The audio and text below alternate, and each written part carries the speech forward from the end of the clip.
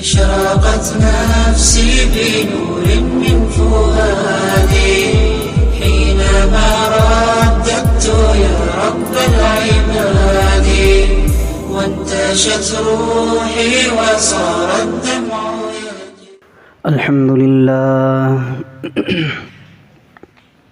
الحمد لله نحمده ونستعينه ونستغفره ونؤمن به ونتوكل عليه ونعوذ بالله من شرور أنفسنا ومن سيئات أعمالنا من يهده الله فلا مضل له ومن يضلله فلا هادي له ونشهد أن لا إله إلا الله وحده لا شريك له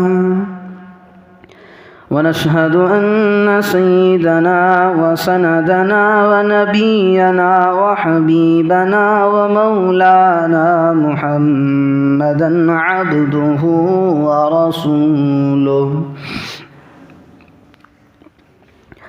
أما بعد فقد قال الله تبارك وتعالى في كلامه المجيد والفرقان الحميد بعد أعوذ بالله من الشيطان الرجيم بسم الله الرحمن الرحيم ولن ترضى عنك اليهود ولا النصارى حتى تتبع ملتهم وقال تعالى في موضع آخر يا أيها الذين آمنوا لا تتخذوا اليهود والنصارى أولياء بعضهم أولياء بعض ومن يتولهم منكم فإنه منهم إن الله لا يهدي القوم الظالمين وقال تعالى في موضع آخر لقد كان لكم في رسول الله أسوة حسنة لمن كان يرجو الله واليوم الآخر وقال النبي صلى الله عليه وسلم لغدوة في سبيل الله أو روحة خير من الدنيا وما فيها أو كما قال صلى الله عليه وسلم. لائق ست تعظیم و تکریم مہمانان عزام، دینی بھائیوں، دوستوں اور بزرگوں، مذکورہ خطبے میں 3 آیتیں تلاوت کی گئی ہیں اور ایک رسول اللہ صلی اللہ علیہ وسلم کا پاک ارشاد بھی نقل کیا گیا ہے. ان آیات اور حدیث رسول صلی اللہ علیہ وسلم کی روشنی میں ہمیں ایک تاکید کی گئی ہے، زندگی کا ایک طریقہ بتایا گیا ہے کہ مسلمان کے اندر جہاں پر بہت ساری چیزیں ہوتی ہیں ان میں نمایاں طور پر حکمرانوں کے لیے، لیڈرز کے لیے، عہدیداروں کے لیے ان کے اندر 3 چیزیں ہونی چاہیے. ایک بات یہ بتائی گئی کہ ان کے اندر حکمران کے لیے عادل کا ہونا ضروری ہے. پھر مسلمانوں کے لیے یہ بتلایا گیا ہے کہ ان کا توکل، بھروسہ کامل اللہ کی ذات پر. پھر یہ بھی اس کے اندر تاکید سے فرمایا گیا ہے کہ مسلمان کو بہادر اور شجاع ہونا چاہیے. 3 چیزیں بتائی گئی. ایک، عدل و انصاف پر قائم رہنا چاہیے. پھر دوسرا اللہ کی ذات پر کامل و مکمل بھروسہ ہونا چاہیے، پھر تیسرا ہر مسلمان کو بہادر اور شجاع ہونا چاہیے۔ اگر آپ دیکھیں اللہ کے پیارے حبیب صلی اللہ علیہ وسلم کے دور سے لے کر اب تک جتنے ماضی کے حکمران گزرے ہیں، پیارے آقا جناب محمد الرسول اللہ صلی اللہ علیہ وسلم کے زمانے سے لے کر بعد کے زمانے تک، یہ اب کی بات نہیں ہے کہ اب کے جتنے حکمران، مسلم حکمران جتنے بھی ہیں، یوں کہہ لیں کہ یہ بزدل ہیں تو بیجا نہیں ہے، چونکہ احادیث کی روشنی کے اندر جتنی چیزیں پیارے آقا صلی اللہ علیہ وسلم نے بیان فرمائی ہیں، آج کے دور کے مسلم حکمران ان سے پیچھے رہ گئے ہیں۔ اللہ کے دور سے لے کر جو صحابہ کا دور تھا، پھر تابعین کا، تبع تابعین کا دور تھا، ان کے دور کے اندر اگر ہم ایک نظر ڈالیں تو ان کے اندر عدل و انصاف بھی تھا، توکل علی اللہ بھی تھا، اور ہر ایک مسلمان شجاع اور بہادر بھی تھا۔ اللہ کے پیارے حبیب صلی اللہ علیہ وسلم جب مدینے میں آئے تو پیارے آقا صلی اللہ علیہ وسلم مدینے میں 10 سال تک رہے۔ یہ بتلا رہا ہوں کہ اللہ کے نبی امت کو بتلا کر گئے ہیں کہ ہر امتی کو شجاع اور بہادر ہونا چاہیے، کیونکہ مسلمان جو ہوتا ہے تو بہادر ہوتا ہے، اگر اس کے دل کے اندر خوف آ جائے تو وہ مومن نہیں بن سکتا، چونکہ ہم پڑھتے ہیں، سنتے ہیں بارہا کہ مومن کے اندر کسی چیز کا خوف نہیں ہوتا، اور جس دل کے اندر خوف آ جائے پھر وہ مومن نہیں ہو سکتا۔ تو اللہ کے پیارے حبیب صلی اللہ علیہ وسلم 10 سال تک مدینے میں رہے۔ مدینے کے اندر ایک افواہ اڑ گئی کہ ایک لشکر کفار کی طرف سے آ رہا ہے اور مدینے پر حملہ اور چڑھائی کر رہا ہے۔ جب یہ خبر پیارے آقا جناب محمد الرسول اللہ صلی اللہ علیہ وسلم کے کانوں تک پہنچی تو پیارے آقا صلی اللہ علیہ وسلم نے اپنی جماعت کے لوگوں سے کہا کہ ٹھہر جاؤ۔ پھر حضرت ابو طلحہ انصاری رضی اللہ عنہ کا گھوڑا لیا، پھر تنہا سارے مدینے کے اطراف و اکناف کا چکر لگایا، جبکہ افواہ یہ تھی کہ ہر طرف سے دشمن مدینے پر حملہ کر رہا ہے۔ اگر دیکھیں، اگر کوئی آدمی ہمیں یہ بتائے کہ ہمارے شہر پر حملہ کر رہا ہے تو کس بندے کی ہمت ہو سکتی ہے کہ تنہا اکیلا نکل کر کے جائے، تحقیق کر کے واپس آئے، چکر کاٹے، کس کی ہمت ہو سکتی ہے؟ تو پیارے آقا نے یہ امت والوں کو بتا دیا کہ دنیا کا امام ہے، امام الانبیاء ہے، اور یہ سننے میں آیا ہے کہ مدینے پر ایک لشکر حملہ کرنے کے لیے آ رہا ہے، پھر میں محمد تنہا اٹھ کر کے گھوڑ سواری میں جا کر کے تنہا مدینے کے اطراف و اکناف کا چکر کاٹ کے واپس آ رہا ہوں۔ اللہ کے نبی کے دور کو، ہر دن کو دیکھیں تو آپ کو توکل علی اللہ، عدل و انصاف اور شجاعت و بہادری نظر آئی۔ غزوہ حنین کا معرکہ تھا، جب کفار آ گئے تو کفار کو جگہ ملی پہاڑیوں کے اوپر اور مسلمان نیچے۔ جب مسلمان حملہ کرنا چاہتے، تیر برسانا چاہتے تو وہ پناہ لے لیتے، لیکن جب حنین میں کفار تیر برسانا چاہتے تو ڈائریکٹ وہ مسلمانوں کے آپ کا سینوں کو چھلنی کر دیتے، یعنی کوئی پناہ نہیں تھی، چھپنے کی جگہ نہیں تھی۔ تو اس وقت کا ماحول ایسا تھا کہ بہت سارے لوگوں کے قدم اکھڑ گئے، کوئی ادھر بھاگ رہا ہے، کوئی ادھر بھاگ رہا ہے۔ اللہ کے رسول صلی اللہ علیہ وسلم گھوڑے کی سواری کر کے کفار کے جھنڈ کی طرف جا رہے ہیں، اور پیارے آقا جناب محمد الرسول اللہ صلی اللہ علیہ وسلم کے منہ سے یہ الفاظ نکل رہے ہیں، یہ شعر نکل رہا ہے، انا النبی لا کذب انا ابن عبد المطلب، میں جھوٹا نبی نہیں ہوں، میں خاندان عبد المطلب کے فردوں میں سے ایک فرد ہوں۔ چونکہ یہ اس زمانے کی بات ہے کہ خاندان عبد المطلب کا ہر فرد دلیر اور بہادر شمار کیا جاتا تھا۔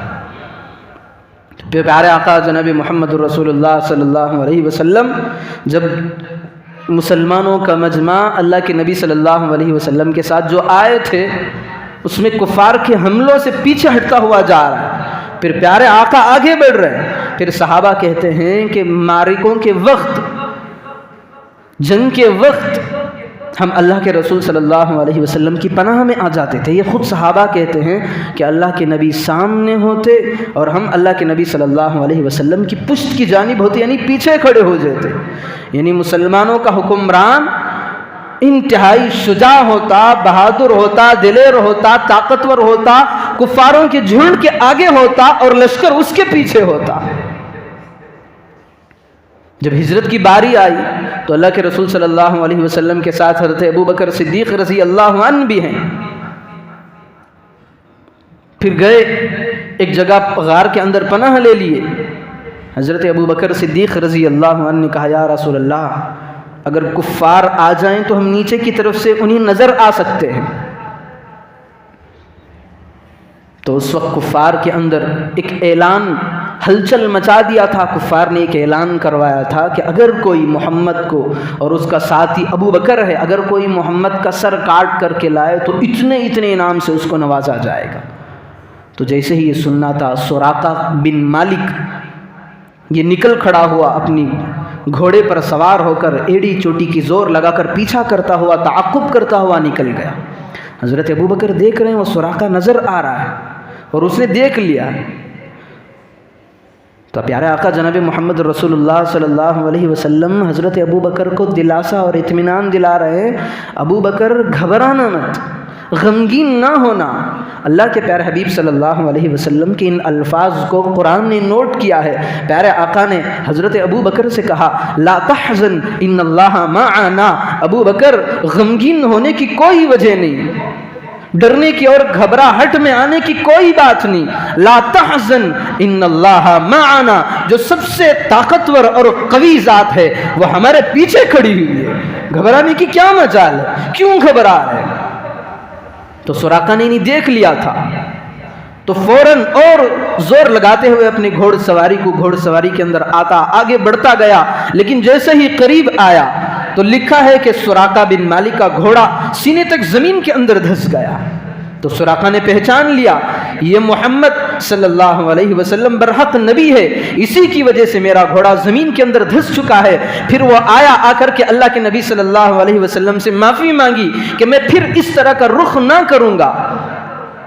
تو پھر اس نے کہا اگر کوئی آپ کے تعاقب کے لیے آ جائے تو میں یہیں سے انہیں واپس کر دوں گا۔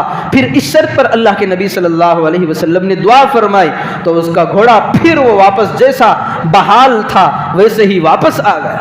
تو یہ توکل علی اللہ ہے۔ کفار نظر آنے لگتے ہیں، پکڑنے کا اعلان ہو چکا ہے، پھر بھی اللہ کے پیارے حبیب صلی اللہ علیہ وسلم نے یہ امت کو سبق دیا ہے کہ عین وقت میں بھی توکل کے رسی کو مضبوط تھامے رکھنا، اس کو نہ چھوڑنا۔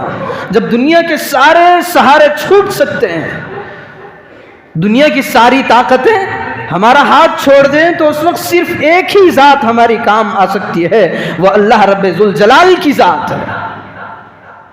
تو اللہ کے نبی کی ساری زندگی کو آپ پلٹ کر کے دیکھ لیں، پڑھ کر کے دیکھ لیں، شجاع و بہادری نمایاں طور پر پیارے آقا کی زندگی میں نظر آتی ہے، توکل علی اللہ نظر آتا ہے اور عدل و انصاف نظر آتا ہے۔ اگر میں ساری سٹوری اللہ کے نبی کی بتاتے جاؤں تو پھر کوئی سال بھی ہمارا مددگار نہیں بنے گا، یعنی وقت بس ہی نہیں آئے گا۔ پھر مکمل چند نمونے کے طور پر چند واقعات ذکر کرتے میں آگے چلتا ہوں۔ پھر اللہ کے نبی کا دور ختم ہوا تو پھر آئے پیارے آقا جناب محمد الرسول اللہ صلی اللہ علیہ وسلم کے جو پیارے خلیفہ ہیں ان کی زندگی بھی آتی ہے۔ جب حضرت ابوبکر رضی اللہ عنہ کی زندگی آئی تو اس کے اندر مسیلمہ کذاب نبوت کا دعویٰ کرنے لگا، تو حضرت ابوبکر صدیق رضی اللہ عنہ سے رہا نہ گیا۔ تین مسئلے کھڑے ہو گئے، منافقین کا ایک مسئلہ اٹھ گیا، منکرین زکوٰۃ کا مسئلہ اٹھ گیا، ادھر نبوت کا دعویٰ کرنے والا مسیلمہ کذاب کا مسئلہ اٹھ گیا۔ اور صحابہ کے اندر یہ وصف نمایاں تھا کہ دین کی ذرا سی بات پر سمجھوتا کرنے کے لیے تیار۔ منکرین زکوٰۃ دینے والے آج تک، جو اللہ کے رسول صلی اللہ علیہ وسلم کے زمانے تک، اللہ کے رسول صلی اللہ علیہ وسلم کے حیات مبارکہ تک جو لوگ زکوٰۃ دینے والے تھے، ان میں سے بعض لوگ زکوٰۃ دینے سے انکار کر گئے۔ یہ کہنے لگے کہ ہم زکوٰۃ جو دیتے تھے پیارے آقا کی موجودگی میں دیتے تھے، اللہ کے نبی باحیات تھے تو ہم دیتے، اب اللہ کے رسول دنیا کے اندر موجود نہیں ہے، وہ تو پردہ کر چکے ہیں، لہٰذا ہم زکوٰۃ نہیں دیں گے۔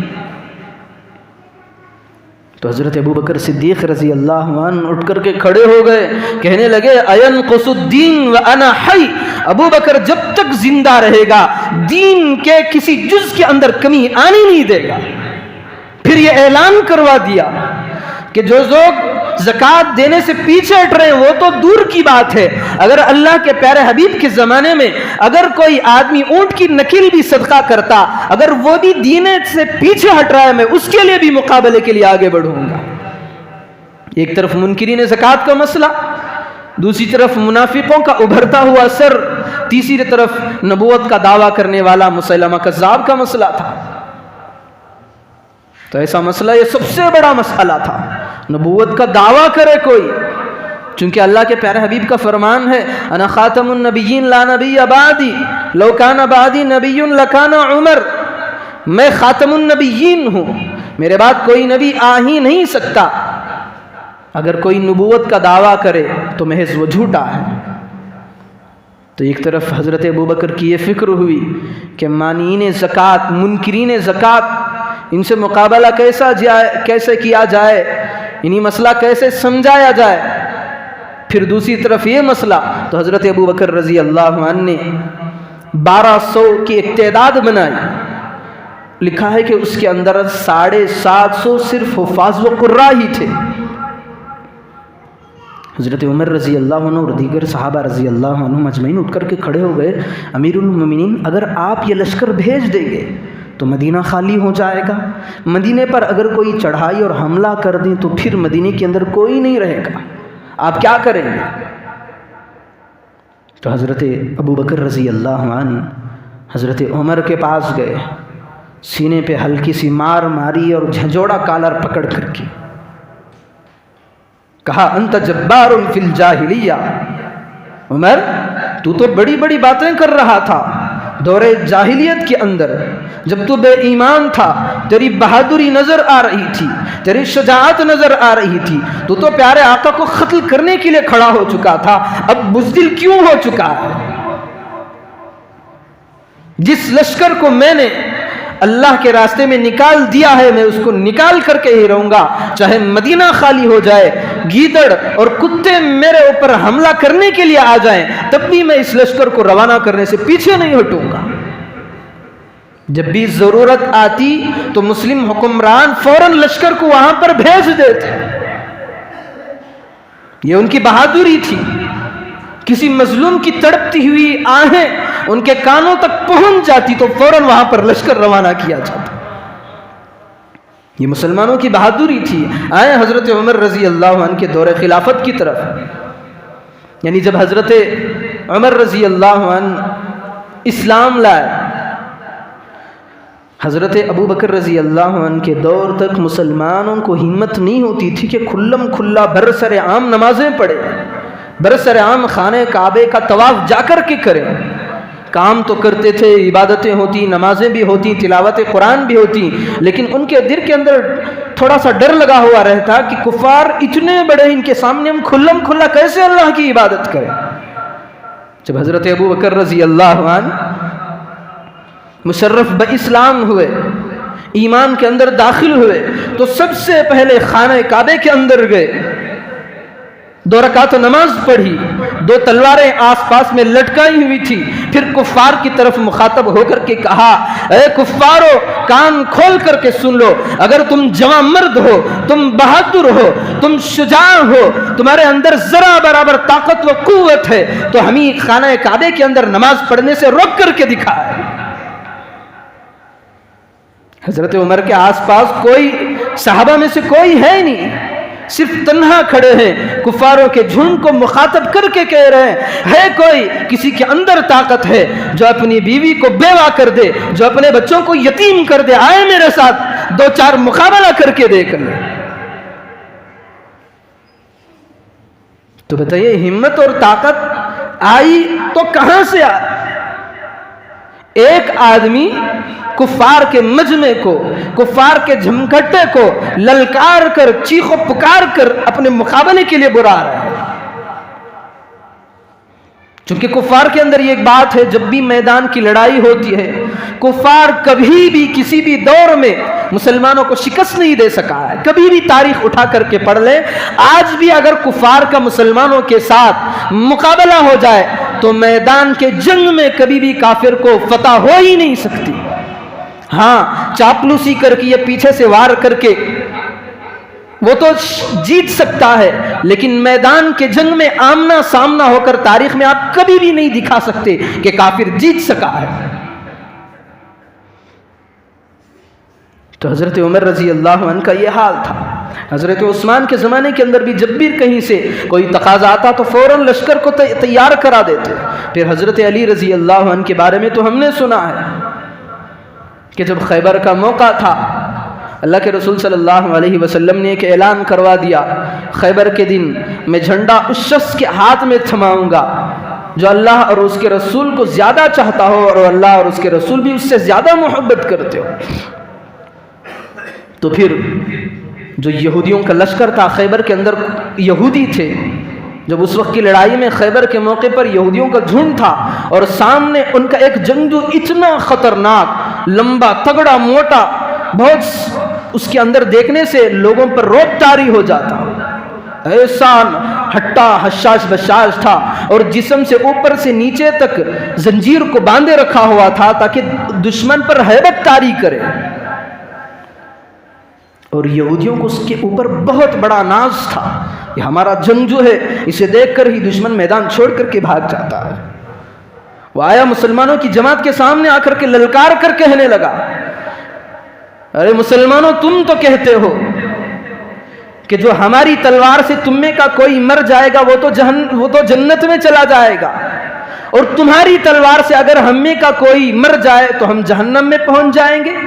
آئے دیکھ لیں، اگر کوئی میری تلوار سے اگر کوئی جنت میں جانے کا شوقین ہے تو آگے بڑھے، اگر کوئی اپنی ہڈیوں کو توڑوانا چاہتا ہے تو آئے میرا مقابلہ کرے. حضرت علی رضی اللہ عنہ نے پیارے آقا سے کہا، یا رسول اللہ مجھے اجازت دے دے، یہ کافر مسلمانوں کے دلوں کو جھنجھوڑ رہا ہے، مسلمان کو للکار رہا ہے. پہلے تو اللہ کے پیارے بھی صلی اللہ علیہ وسلم نے کہا کہ ذرا ٹھہر جائے، پھر جب دوسری تیسری مرتبہ اس نے للکارا تو پیارے آقا جناب محمد الرسول اللہ صلی اللہ علیہ وسلم نے حضرت علی کو بھیج دیا. حضرت علی رضی اللہ عنہ نے سب سے پہلے اس کی گردن پہ ایک وار کیا، گھوڑے سے لڑکتا ہوا نیچے گرا، پھر اس کی ٹانگ پہ حملہ کیا، پھر اسے جہنم رسید کر دیا. اب سارا یہودیوں کا لشکر اس کے اوپر ڈیپینڈ تھا. جیسے ہی دیکھا کہ ہمارا بہت بڑا بہادر اور شجاع جنگجو مارا گیا تو یہودی میدان چھوڑ کر کے کھسکنے لگے. تو یہ مسلمان کی طاقت ہے. آئے پھر اس کے بعد حضرت معاویہ رضی اللہ عنہ کا دور آیا. میں کسی بھی مسلم حکمران کی ساری زندگی آپ کے سامنے پڑھ کر کے رکھنا نہیں چاہتا، بس ایک ایک واقعات لے کر کے آگے گزرنا چاہتا ہوں. حضرت معاویہ رضی اللہ عنہ کے دور کے اندر ایک چھوٹا مسئلہ تھا جس سے حضرت علی اور حضرت معاویہ کے اندر ایک مسئلہ ہو گیا تھا. یوں سمجھیں کہ باپ اور بیٹا ہو یا بھائی بھائی کے اندر تھوڑی سی کسی مسئلے پر درار آ جائے تو حضرت علی ایک طرف، حضرت معاویہ ایک طرف. اب دنیا والوں کو یہ معلوم ہو گیا کہ اب یہاں مسلمانوں کا لشکر دو حصوں میں بٹ چکا ہے، ایک تو علی کے ماننے والے ہیں، دوسرے تو معاویہ کے ماننے والے ہیں. اب رومیوں کو یہ معلوم ہو چکا، اب وہ تو دونوں کے درمیان ان مسائل کو جان کر کے اپنا فائدہ اٹھانا چاہتے تھے. تو رومی حضرت علی رضی اللہ عنہ کی جب بات آتی تو یہ سن کر ناک چڑھا لیتے تھے، دشمن تھے. تو رومیوں نے حضرت معاویہ رضی اللہ عنہ کے پاس ایک خط بھیجا، اس کے اندر لکھا ہوا تھا کہ ہم جانتے ہیں کہ آپ کے اور علی کے درمیان مسئلہ بن چکا ہے، ہم دونوں مل کر یعنی روم اور ہم آپ کا ساتھ دیں گے. یہ حضرت معاویہ کو خط رومیوں نے بھیجا ہے، ہم آپ کا ساتھ دیں گے، ہم دونوں مل کر علی کو شکست دیں گے، پھر حکومت مسلمانوں پر تمہاری ہوگی. یہ خط رومیوں کی طرف سے حضرت امیر معاویہ رضی اللہ عنہ کے پاس آیا ہے. حضرت علی نے حضرت معاویہ رضی اللہ عنہ نے خط کو اٹھا کر کو دیکھا تو یوں لکھا ہوا تھا تو لکھا اس کے اندر، پھر اس کو خط کو روانہ کر دیا. اس کے اندر لکھا تھا اے رومی کتے، القاب بھول گئے. اگر چاہتے تو یہ کہتے ہیں رومیوں کے سردار، رومیوں کے شہنشاہ، رومیوں کے امیر، یہ کہہ سکتے تھے، لیکن یہاں پر بات ہے تو ایمان کی ہے، مسلمانوں کے اتحاد کو پھوڑ ڈالنے کی ہے.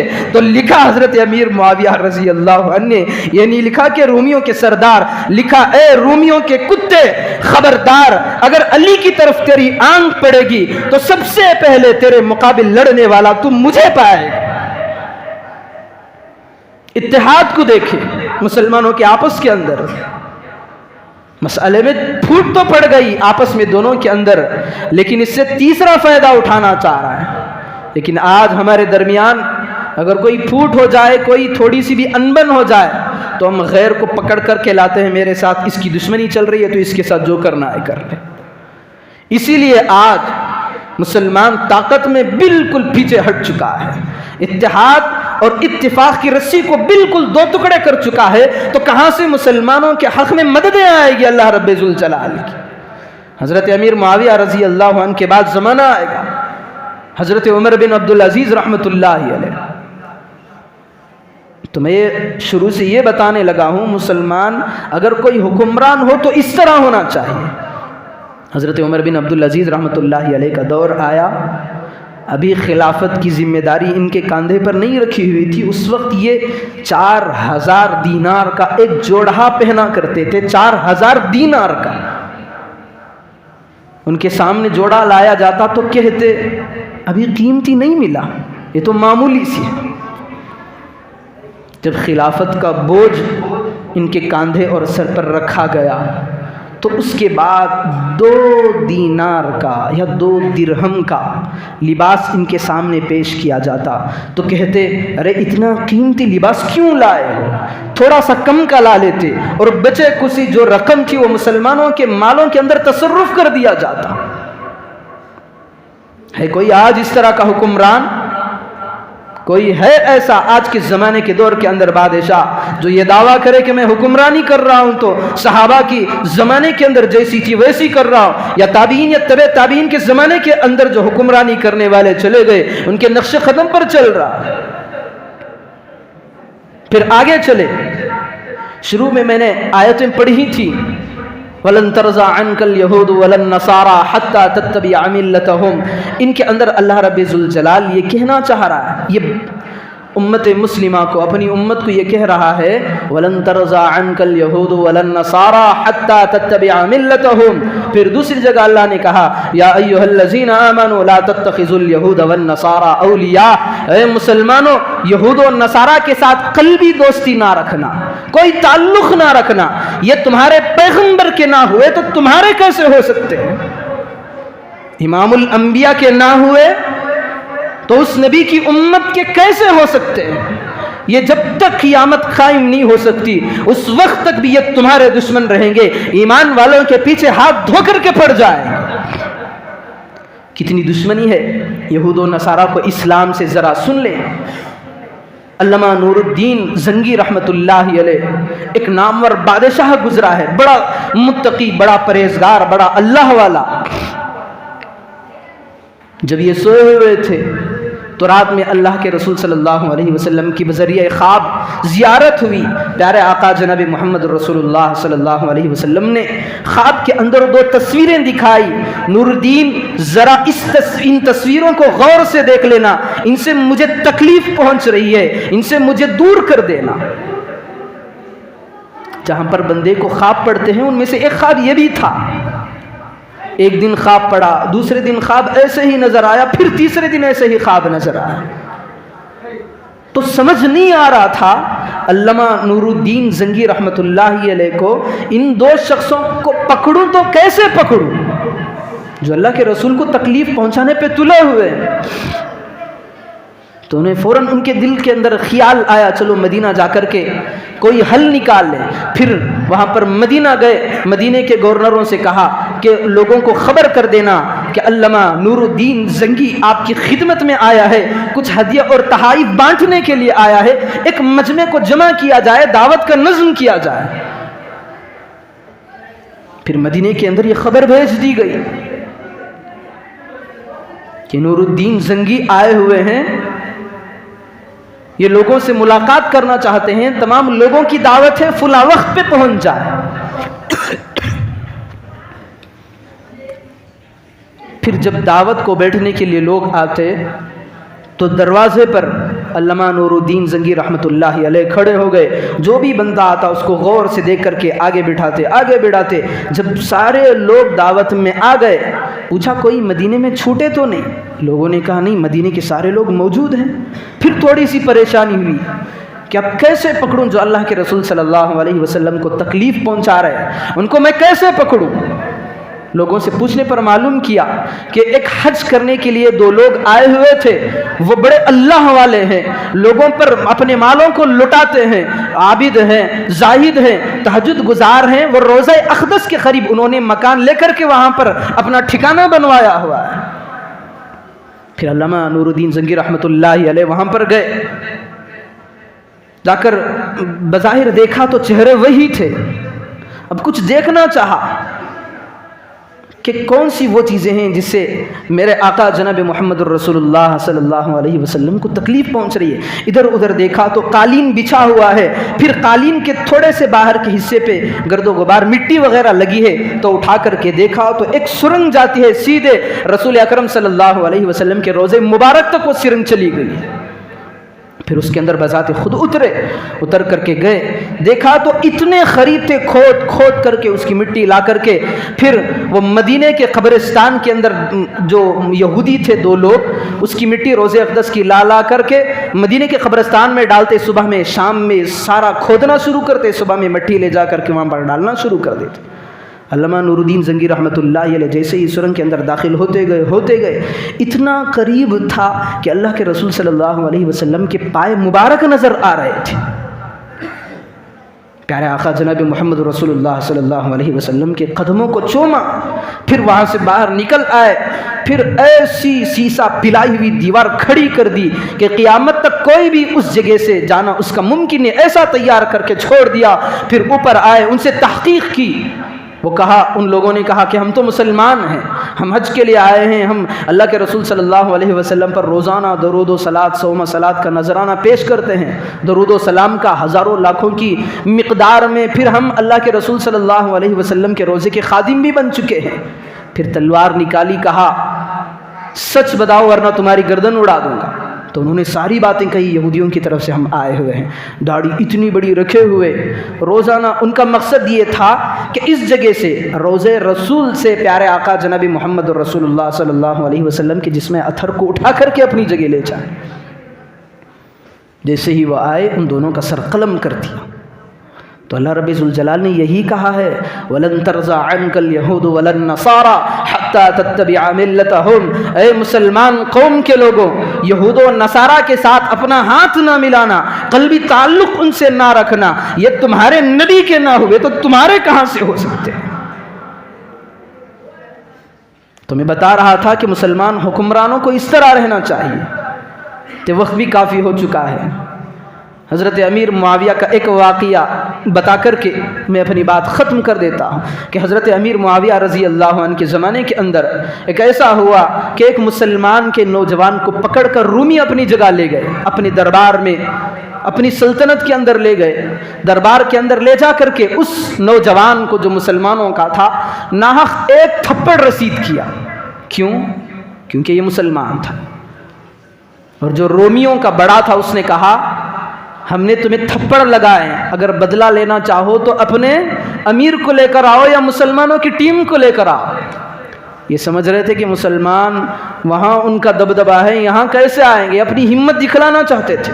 یہ نوجوان گیا، ملک شام گیا، جب حکومت حضرت امیر معاویہ رضی اللہ عنہ کی چل رہی تھی، پھر آ کر کے کہنے لگا، امیر المؤمنین میرے ساتھ ایسا معاملہ پیش آیا، چند رومی مجھے پکڑ کر کے لے گئے، اپنے دربار میں ناحق مجھے تمانچہ رسید کیا، پھر ان لوگوں نے یہ بھی کہا ہے کہ اس کا بدلہ لینے کے لیے جاؤ، تمہارے امیر کو لے کر کے آنا۔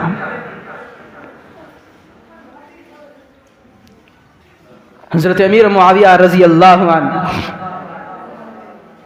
چند افراد کو متعین کیا کہ جاؤ جو اس کے ساتھ جس نے تمانچہ مارا اس کو گھس کر کے پکڑ کر کے لانا اور کچھ نہ کرنا. جس نے اس سے تھپڑ رسید کیا ہے تمانچہ لگا صرف اسی کو لے کر آنا, کیونکہ اس سے زیادہ کرو گے تو ہمارا اسلام کسی پر ظلم کی اجازت نہیں دیتا. پھر ان کے فرمان کے مطابق ایک ٹیم گئی, جا کر کے ان کے جہاں پر جس جگہ یہ دربار لگا ہوا تھا اس کو تحقیق کر کے زبردستی پکڑ کر کے امیر المؤمنین حضرت امیر معاویہ رضی اللہ عنہ شام میں لے کر کے آئے. پھر حضرت امیر معاویہ رضی اللہ عنہ کا دربار ہے, وہاں پر جب لایا اس کو پکڑ کر کے لایا گیا. اگر مسلمان چاہتا, مسلم قوم کا حکمران چاہتا تو اس کی گردن کو اس کے تن سے جدا کر دیتا. تو نے ایک مسلم پر ہاتھ اٹھایا ہے, تمانچہ لگایا ہے. لیکن ذرا دیکھیں غصے کے عالم میں بھی اسلام سکھاتا کیا ہے. حضرت امیر معاویہ رضی اللہ عنہ نے کہا اس کو پکڑ کر کے قریب کر دو, اور جس کے چہرے پہ تمانچہ لگایا اس کو بھی پکڑ کر کے قریب کر دینا. تو اس مسلمان کو لایا گیا. حضرت امیر معاویہ رضی اللہ عنہ نے کہا کہ یہ اسی نے تجھے تھپڑ مارا؟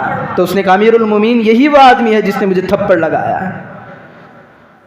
تو حضرت امیر معاویہ رضی اللہ عنہ نے کہا جس طرح, جس انداز میں, جس طاقت و قوت کے ساتھ اس نے تجھے تھپڑ رسید کیا ہے اسی کے بقدر تھپڑ تو بھی اس کو رسید کر دے, اس سے زیادہ کی تجھے اسلام اجازت نہیں دیتا. پھر اس بندے نے اس کو ایک تھپڑ رسید کیا. تو پھر اس ٹیم سے حضرت امیر معاویہ رضی اللہ عنہ نے کہا اب اس کا کام ہو گیا ہے, اس کو جس جگہ پہ یہ تھا اسی جگہ پہ چھوڑ کر کے آ جانا. دیکھیں عدل و انصاف, ایک تھپڑ دلوانے کے لیے حضرت امیر معاویہ رضی اللہ عنہ نے روم کہاں ہے, شام کہاں ہے, شام میں بیٹھے ہوئے روم کے اندر جا کر کے گھس کر اسے پکڑ کر لانے کے لیے کہا گیا, صرف ایک تھپڑ کے لیے. اسی طرح ایک بہت بڑے نیک ایک بادشاہ, ایک سردار معتصم باللہ گزرے ہیں. یہ بھی شاید غالباً رومیوں کی طرف سے اس پر ظلم ہوا. اس نے خط بھیجا کہ تم مسلمان ہو کر کیا رہے. وہ خط پہنچا معتصم باللہ کے پاس, خط اٹھا کر کے دیکھا کہ ایک عورت کی فریاد ہے. ایک بڑے لشکر کو تیار کیا کہ جاؤ جس پر جو زیادتی ہوئی ہے ان کو پکڑ کر کے لانا. پھر وہاں پر گئے, اتنے فاصلے کی دوری پر گئے, پھر زبردستی پکڑ کر کے انہیں لایا گیا. پھر معتصم باللہ کے سامنے لا کر کے کھڑا کر دیا گیا. جن لوگوں کی طرف سے اس کو اذیت اور تکلیف پہنچی تھی ان لوگوں کو کھڑا کر کے تمام کے تمام کو شہید کر دیا, تمام کو جہنم رسید کر دیا گیا. اور یہ بتا دیا کہ مسلمانوں پر اگر دوبارہ ہاتھ اٹھ جائے تمہارا تو تمہارے ملک کے ملک تباہ کر دیے جائیں گے. تو اس وقت کا حکمران, مسلم حکمران اتنا پاورفل تھا, اپنے ملک میں بیٹھ کر کے اپنے لوگوں کو بھیجتا کہ اس ملک میں گھس کر کے جائے اور وہاں پر جو مسلمانوں پر ظلم و زیادتی ہوئی ان لوگوں کو پکڑ کر کے لائے. یہ اللہ کے رسول صلی اللہ علیہ وسلم کے زمانے سے میں بتاتا چلا آ رہا ہوں, یہاں تک پہنچا ہوں. ابھی بہت سارا بتانے کا, بہت کچھ, بہت سارے واقعات تھے, بہت ساری سیرتیں تھیں جو رہ گئیں, چونکہ وقت ہمارا ساتھ نہیں دیتا, وقت کا دامن تنگ ہو چکا ہے. مجھے بتانا یہ ہے کہ زمانے ماضی کے اندر جتنے مسلم حکمران تھے ان کی بہادری ایک طرف تو حالیہ مسلم حکمران کی بزدلی ایک طرف. آج دیکھیں آج کے حالات سے کون نا واقف ہے. آج بھی 7 اکتوبر سے لے کر فلسطین والوں پر ظلم پہ ظلم ہوتے جا رہا ہے. ہزاروں کی مقدار میں شہید, 17,000 زخمی, عورتیں بھی زخمی, عورتیں بھی شہید. میں نے آپ کو واقعات بتاتے گئے کہ اگر ایک مسلمان عورت کی آہ کسی دوسرے مسلم حکمران کے کانوں تک پہنچ جاتی, فوراً ٹیم کو تیار کیا جاتا, جاؤ ہم اس کا بدلہ لیں گے, ہماری ایک مسلمان عورت پر تکلیفیں دی گئی ان کو پکڑ کر کے لایا جائے گا. آج پوری دنیا میں 5 ارب لوگوں کے درمیان صرف مسلمان 2.25 ارب ہیں, 2.25 ارب. اور جہاں پر اسرائیل کا علاقہ ہے اس کے آس پاس 57 اسلامی ممالک ہیں، لیکن کوئی ایک مدد کے لیے آگے نہیں بڑھ رہا ہے۔ وجہ کیا ہے آپ کو وہ بھی بتا دوں۔ اللہ کے پیارے حبیب صلی اللہ علیہ وسلم نے صحابہ سے ایک مرتبہ فرمایا، سنن ابی داؤد کی روایت ہے، صحابہ سے اللہ کے پیارے حبیب صلی اللہ علیہ وسلم نے کہا تم پر ایک زمانہ ایسا آئے گا کفار ایک دوسرے کو دعوت دے کر کے بلائے مسلمانوں کے خلاف لڑنے کے لیے۔ آج وہ زمانہ ہم آنکھوں سے دیکھ رہے ہیں۔ مسلمان ملک پر جب ظلم ہو رہا ہے، 57 ممالک مسلم حکمران چوڑیاں ہاتھوں میں پہن کر آرام سے بیٹھے ہوئے ہیں، یہ دور ہم آنکھوں سے دیکھ رہے ہیں۔ تو اللہ کے پیارے حبیب صلی اللہ علیہ وسلم نے آج سے 1400 سال پہلے صحابہ سے کہا تھا ایک دور تم پر ایسا آنے والا ہے کہ تم پر کفار ایک دوسرے سے مل کر تم پر حملہ کریں گے، جس طرح دسترخوان بچھا کر ایک دوسرے کو دعوت پر بلایا جاتا ہے۔ صحابہ نے پوچھا یا رسول اللہ کیا اس وقت مسلمان تعداد میں کم ہوں گے؟ پیارے آقا نے فرمایا نہیں، سمندر کے برابر، لیکن تمہاری حالت ایسی ہوگی جس طرح سمندر کے اندر پانی پر جھاگ آتا ہے، یعنی کف نما جو شکل بنتی ہے جھاگ کی، جس طرح پانی کے بہکاوے میں آ کر بہتے بہتے کنارے پر آ جاتا ہے، اس طرح مسلمانوں کی حالت آ جائے گی۔ اتنی کثیر تعداد میں مسلم ہونے کے باوجود تمہاری ہیبت، تمہاری طاقت، تمہارا رعب کفاروں کے دلوں سے نکل جائے گا، تمہاری حالت نہیں رہے گی۔ پھر صحابہ نے پلٹ کر کے پوچھا یا رسول اللہ تعداد اتنی بڑی مسلمانوں کی، پھر کفار ٹوٹ پڑیں گے، اس کی وجہ کیا ہے؟ پیارے آقا صلی اللہ علیہ وسلم نے فرمایا حب الدنیا و کراہیت الموت، کہ ہر ایک کو اس وقت مال کی محبت لگی رہی ہوگی اور موت سے کراہت ہوتی رہے گی۔ ہر بندہ مال کے پیچھے دوڑے گا، سلطنت کے پیچھے دوڑے گا، حکومت کے پیچھے بھاگے گا اور موت سے بالکل دور ہوتا جائے گا۔ نوبت یہ آئے گی اگر کسی جگہ مسلم ملک پر حملہ ہوتا ہوا دیکھ رہے تو پیچھے اپنی جاہ کی، اپنے مال کی، اپنی سلطنت و حکمرانی کو بچانے کے لیے، اس کی مدد کرنے کے لیے آگے نہیں بڑھیں گے۔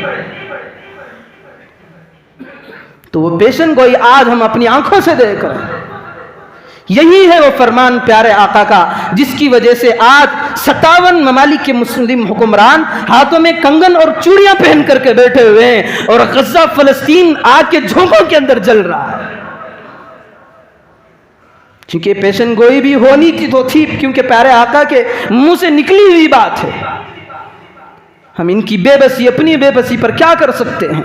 بس اپنا ہاتھ اٹھا کر کے اللہ سے یوں دعا کرے کہ اللہ پاک جو مجاہدین وہاں پر لڑ رہے ہیں تو ان کی حفاظت فرما، ان کی فتح فرما اور فلسطین اور بیت المقدس اور مسجد اقصیٰ کو آزاد کروا دے۔ اس کے علاوہ ہم کچھ نہیں کر سکتے۔ بس اپنی انفرادی اور اجتماعی دعاؤں میں ان دعاؤں کو خاص کر ان لوگوں کا حصہ بھی اپنی دعاؤں میں لگائیں۔ اللہ رب ذوالجلال سے دعا فرمائے اللہ پاک سنی ہوئی باتوں پر ہم تمام کو عمل کی توفیق عطا فرمائے۔